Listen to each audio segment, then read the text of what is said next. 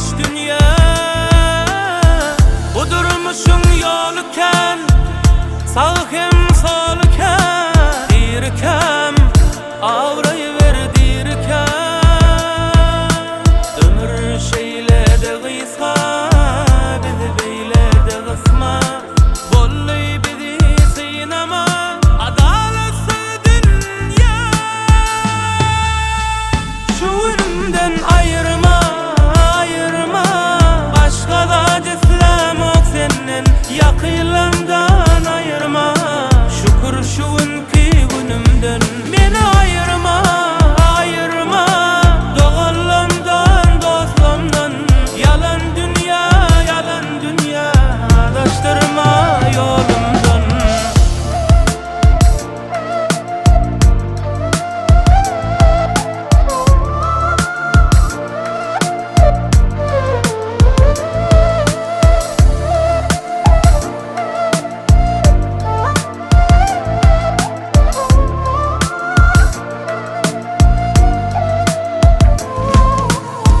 Doymadın mı yudup acını, sicini, uluyunu, içini yuttun dünya.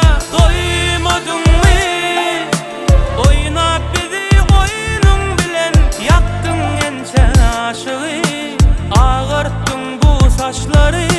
Ömür şeylerde gıysa, bizi beylerde gısma. Bolluy bizi sıynama, adaletsiz dünya.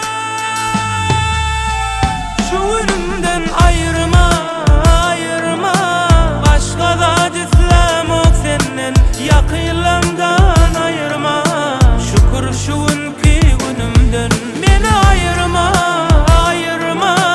Doğallamdan, dostlamdan, yalan dünya, yalan dünya. Adaştırma yolumdan. Ayırma, ayırma.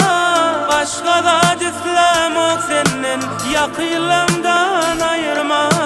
Şükür şuunki günümden beni ayırma, ayırma. Doğallamdan, dostlamdan, yalan dünya, yalan dünya. Adaştırma yolumdan.